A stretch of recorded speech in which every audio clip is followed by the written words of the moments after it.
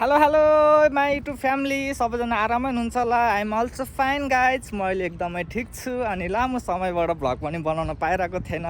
त्यही साथीहरू अब कामको प्रेसर है, त्यही माथि कन्टेन्ट पनि छैन मेरो खासै, अनि त्यही भएर भ्लग पनि रेगुलर पनि हाल्न पाइरहेको छैन क्या मैले। अब चाहिँ अनि यस्तो 2 देखि 3 मिनटको चाहिँ सानो सर्ट बनाऊँ कि भनेर आज चाहिँ आत्मबल है, कन्फिडेन्स अलिकति बढ्यो अनि मेरो मनको भावनाहरू पनि थोरै पोखाऊँ कि भनेर तपाईँहरूलाई आजको भ्लगमा म सो गर्दैछु साथीहरू। त्यही साथीहरू मेरो चाहिँ अहिले रिकभरी लाइफ, त्यही माथि अब 12 घन्टा ड्युटी साउदी अरबियामा, फ्यामिलीबाट टाढो छु अनि कहिलेकाहीँ घरको टचर, कहिलेकाहीँ अब यहाँ काम गर्ने ठाउँको टचर, अनि त्यसको कारणले चाहिँ अब अलिकति म एन्जाइटी जस्तो, डिप्रेसन जस्तो होइन, सोचे अब लाइफमा केही गर्न सक्दैन कि क्या हो, लाइफ नै मैले के गरेँ बर्बाद भएको जस्तो त्यस्तो फिलिङ्सहरू आइरहेको छ होइन।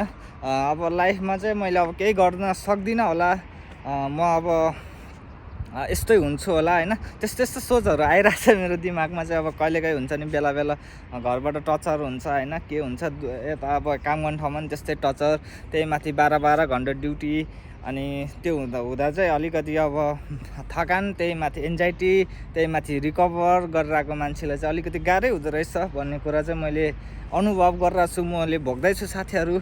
त्यही साथीहरू है, म चाहिँ अब धेरै छैन नेपाल जानलाई, अब लगभग तपाईँको 5 देखि 6 महिना जति मात्र बाँकी छ, नेपाल पुग्छु होला। अब नेपाल गएर चाहिँ म के गर्छु भन्ने अझै पनि म फिक्स भएको छैन क्या। के गर्ने अब नेपाल गएर, नेपाल जाने कि नजाने भन्दा नि कन्फ्युज पनि भइरहेको छु। सायद जान्छु होला म, कहाँ गएछ है मेरो कुरा। यही हो साथीहरू, अब साउदीको लाइफ बारेमा, मेरो बारेमा है। अनि गएर अब चाहिँ घोडासोडा किन्ने सपना पनि मेरो अब भत्ताबुङ्ग हुँदैछ। घोडा नि एकदमै अब तपाईँको एग्रेसिभ हुन्छ क्या, आत्मबल होइन, गतिशील। त्यसको लागि एकदमै मेहनत गर्नुपर्छ, त्यसको लागि एकदमै टाइम टेबल दिनुपर्छ, त्यसको लागि अब इन्कम हुनुपर्छ। अनि त्यही हो, नेपालमा मेरो जागिर छैन, बिजनेस छैन यहाँबाट गएपछि होइन। त्यही भएर घोडा चाहिँ म अलिक पछि सोध्छु, के हुन्छ हेर्दै जाऊँ अब होइन। ल गाइजहरू, आजलाई यति नै। Thank you for watching guys है। मेरो यो ताइनतीको कुराहरू सुनिदिनु भएकोमा सबैजनाले लाइक, कमेन्ट अनि 1 सब्सक्राइबर ड्याङ हानिदिनु होला, अनि भिडियो सेयर गरिदिनु होला साथीहरू है। अनि त्यही हो अब बाई बाई।